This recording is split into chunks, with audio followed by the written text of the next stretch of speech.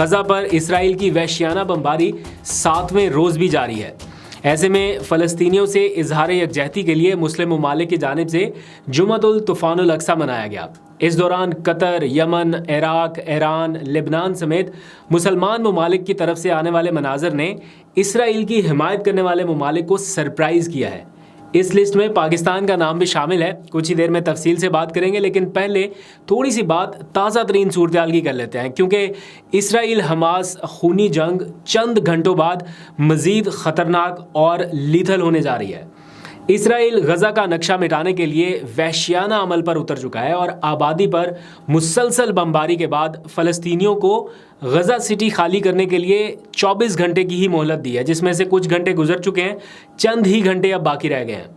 جس کے بعد غزہ کی جو رئیسی حالت ہے اسے بھی تباہ کرنے کا پلان بنایا گیا ہے۔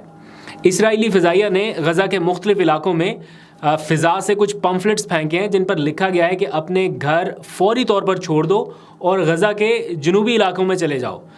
جس پر حماس نے کسی صورت غزہ نہ چھوڑنے کا اعلان کر دیا ہے اور کہا ہے کہ ہم پہلے کی طرح اپنے ہی گھر بار میں دوبارہ مہاجرین نہیں بنیں گے۔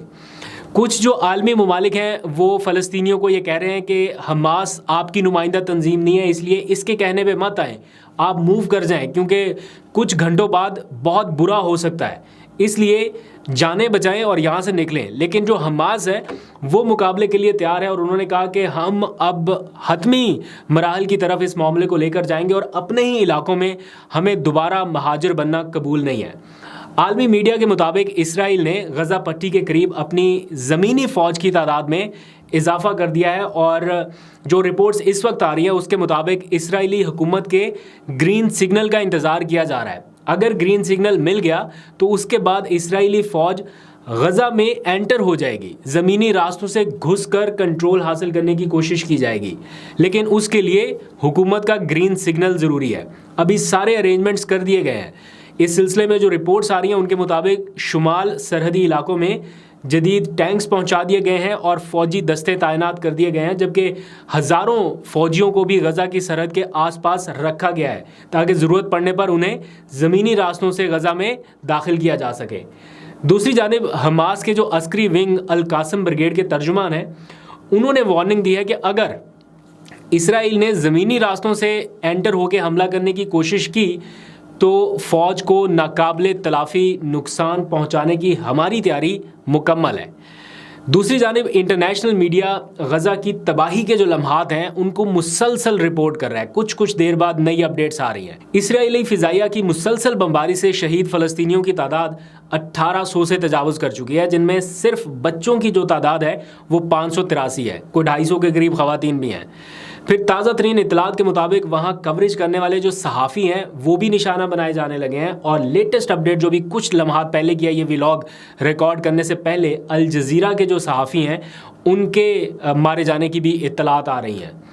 کہ اسرائیلی فورسز اب ان کو بھی نشانہ بنا رہے ہیں۔ ہزاروں فلسطینی اس وقت زخمی ہیں، کچھ 4 لاکھ سے زائد اس وقت بے گھر ہو چکے ہیں، جن کے پاس نہ پانی ہے، نہ بجلی ہے، نہ کوئی بنیادی سہولت ہے۔ اس وقت وہ موبائل چارج کرنے کے لیے بھی میں نے دیکھا کہ وہ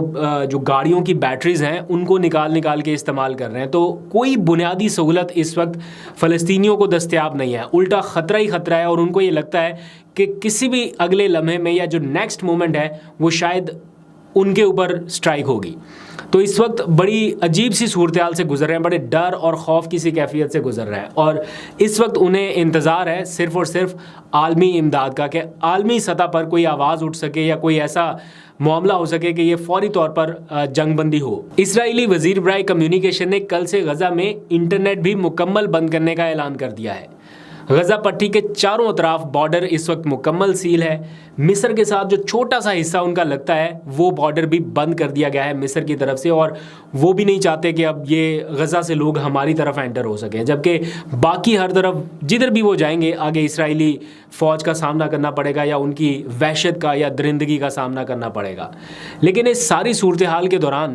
حماس کے بھی جوابی حملے جاری ہیں۔ زیادہ تر حملوں کو تو ان کا جو ڈیفنس سسٹم ہے آئرن ڈوم وہ بچا رہا ہے، وہ ناکام کر رہا ہے، لیکن اس کے ریڈار سے بچ کر نکلنے والے جو حماس کے راکٹس ہیں وہ کہیں نہ کہیں تل ابیب میں جا کے گر رہے ہیں اور ان کا رخ اسی طرف ہے کہ زیادہ سے زیادہ دارالحکومت کو ٹارگٹ کیا جائے. اب یہاں پر جو ہپوکریسی دیکھنے میں آ رہی ہے وہ آپ ذرا دیکھیں, آپ نے بھی ایکسپیرینس کیا ہوگا کہ ہزاروں فلسطینی اس وقت مارے جا رہے ہیں, ان کی نسل کشی ہو رہی ہے, گھروں سے ان کو بے گھر کر دیا گیا, اور جو میں نے سچویشن بتائی اس کے اوپر جو انٹرنیشنل میڈیا ہے وہ اس طرح سے آواز نہیں اٹھا رہا. اور لیکن جو تل ابیب پر کوئی راکٹ گرتا ہے یا اسرائیل کی طرف کچھ جاتا ہے اس کے اوپر انٹرنیشنل میڈیا بہت شور مچاتا ہے کہ دیکھیں یہ کیا اسرائیل میں ہو رہا ہے. شاہ محمود قریشی نے ایک بار آپ کو بتایا تھا ڈیپ پاکٹس کا, انہوں نے ذکر کیا تھا کہ یہ بہت طاقتور گروپ ہے اسرائیل کے بارے میں, انہوں نے کہا جس کے پاس میڈیا کی طاقت ہے, یہ کچھ بھی چاہتے ہیں دنیا کو بتا سکتے ہیں, دکھا سکتے ہیں. تو ایک طرف تو ہے ساری میڈیا کی طاقت, دوسری طرف کیا ہے مسلمان ممالک اگر اکٹھے ہو جائیں یا وہ اکٹھے ہو کے کوئی ڈیمانسٹریشن ایسی کریں یا کوئی اس طرح سے اپنے آپ کو پریزنٹ کر سکیں کہ پریشر آگے بلڈ ہو سکے, تو اس کا آج تھوڑا سا عملی نمونہ ہمیں دیکھنے میں آیا کہ مسلمان ممالک نے آج ایک بڑا زبردست رسپانس دیا ہے. تمام مسلمان ممالک کی جانب سے کلیکٹیولی تو نہیں آیا, لیکن سٹل جو میٹر کرتے ہیں اس وقت آس پاس کے جو ممالک ہیں ان کی طرف سے, لائک قطر, یمن, عراق, ایران, لبنان سمیت کئی ملکوں نے آج احتجاجی مظاہرے کیے, اور ان کی طرف سے جو آنے والے مناظر ہیں انہوں نے اسرائیل کی حمایت کرنے والے ممالک کو سرپرائز کیا ہے. آج جمعے کی مناسبت سے میں نے جیسے پہلے بتایا کہ مسلمان ممالک میں جمعۃ الطوفان الاقصیٰ منایا گیا اس آپریشن کے نام سے منسوب. تو اردن میں ہزاروں افراد فلسطین کی عوام سے اظہار یکجہتی کے لیے سڑکوں پر نکل آئے, اور جو مناظر تھے وہ دیکھنے لائق تھے. ایسی ہی کچھ صورتحال یمن میں بھی دیکھی گئی جب نماز جمعہ کے بعد ہزاروں افراد نے فلسطینیوں سے اظہار یکجہتی کیا. پھر عراق کے شہر بغداد سے آنے والے جو مناظر تھے وہ بھی حیران کن تھے, غیر معمولی اجتماع تھا, بہت زیادہ لوگ نکلے اور سڑکوں کے اوپر آ کے انہوں نے فلسطینی عوام سے اظہار یکجہتی کیا. پھر لبنان میں بھی کچھ ایسی ہی صورتحال دیکھی گئی. ایران میں فلسطینیوں کے حق میں نکلنے والے مظاہرین نے بھی اپنا پورا حق ادا کیا. پھر Pakistan, Afghanistan, Jakarta, new York, Canada, Barcelona, جنوبی کوریا جن میں مسلمان ممالک نہیں بھی ہیں وہاں پر بھی مظاہرے ہوئے. امریکن یونیورسٹیز میں بھی مظاہرے ہوئے. طلباء کو نوٹسز بھیجے جا رہے ہیں کہ کیوں کر رہے ہیں یہ مظاہرہ, یہ آپ کا رائٹ نہیں ہے اس طرح ڈیفینڈ کرنا, لیکن سٹل لوگ یہ سمجھ رہے ہیں کہ فلسطینیوں کے ساتھ زیادتی ہو رہی ہے. یہی وجہ ہے کہ اب جو ڈیمانسٹریشن اتنے بڑے پیمانے پر ہوئی تو امریکہ جو پہلے بہت کول اینڈ کام تھا اب اس کے اپنے وزیر خارجہ جو ہیں وہ اسلامی ممالک کے دورے کر رہے ہیں, بھاگے پھر رہے ہیں, ان کے سربراہان سے ملاقات کر رہے ہیں, اور آج انہیں ملاقات کرنی پڑی فلسطینی صدر محمود عباس سے. اردن میں یہ ملاقات ہوئی جہاں فلسطینی صدر محمود عباس بھی تھے, اردن کے بادشاہ سے بھی الگ الگ ملاقاتیں کی کہ کسی طرح سے اس صورتحال کو کنٹرول کیا جائے. اگر آ جائیں پاکستان کی طرف تو پاکستان میں بھی مظاہرین نے فلسطینیوں سے اظہار یکجہتی کے لیے ریلیاں نکالی, لیکن بدمزگی اس وقت ہوئی جب پی ٹی آئی کے کارکنوں کو مظاہرہ کرنے پر گرفتار کیا گیا. آج اسلام آباد پریس کلب میں اور پنجاب کے کچھ علاقوں میں ہم نے دیکھا کہ جیسے ہی پی ٹی آئی کے لوگ آئے مظاہرے کے لیے تو ان کو بس گرفتاریاں ان کی شروع ہوئیں, اور کچھ مظاہرین جو ہیں وہ گرفتار ہوئے ہیں. پرامن مظاہرین تھے, کوئی ایسا نہیں ہے کہ کوئی ایسی ڈیمانسٹریشن کر رہے تھے, کوئی توڑ پھوڑ کر رہے تھے, نہیں, پرامن مظاہرین تھے, لیکن قصور پی ٹی آئی سے ہونا تھا. آج لاہور ہائی کورٹ میں ایک کیس بھی تھا اس حوالے سے جس میں پی ٹی آئی نے جلسے کرنے کی اجازت مانگی ہے کہ ایک جماعت کو تو اجازت ہے, ہمیں کیوں نہیں کرنے دیا جا رہا. تو اس درخواست پر جب سماعت شروع ہوئی تو ڈپٹی کمشنر نے لبرٹی چوک میں جلسے کی اجازت نہ دینے کا نوٹیفیکیشن آج عدالت کے سامنے رکھا, اور یہ موقف اختیار کیا کہ 9 مئی کا جو واقعہ تھا وہ لبرٹی چوک سے ہی شروع ہوا تھا, اس لیے ہم یہاں پر اکٹھے ہونے کی اجازت نہیں دے سکتے. تو عدالت نے ریمارکس دیے کہ پی ٹی آئی کو لبرٹی پر جلسے کی اجازت نہیں ہوگی تو پھر کسی اور سیاسی جماعت کو بھی نہیں ہوگی, لبرٹی میں کوئی اور جماعت بھی جلسہ نہیں کر سکے گی. تو پھر فیصلے میں یہ لکھا گیا کہ درخواست گزار جو ہیں وہ متبادل جگہ پر جلسے کی درخواست دے دیں اور قانون کے مطابق اس میں 72 گھنٹوں میں فیصلہ کیا جائے.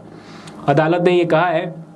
کہ درخواست گزار جو ہیں وہ ڈپٹی کمشنر سے رابطہ کریں اور لاہور کے کسی اور مقام پر جلسہ کرنے کی درخواست دے سکتے ہیں جس میں 72 گھنٹے میں فیصلہ ہو. تو لیٹ سی کہاں پر درخواست دیتے ہیں اور کہاں پر جلسہ ہوتا ہے, لیکن ایک بار اگر پی ٹی آئی کو جلسے کی اجازت مل گئی تو کیا صورتحال ہوگی وہ آپ کے سامنے رکھیں گے. ابھی تک کے لیے اتنا ہی. اپنا بہت سا خیال رکھیں اور اس مشکل گھڑی میں فلسطینیوں کو دعاؤں میں ضرور یاد رکھیے. ابھی تک کے لیے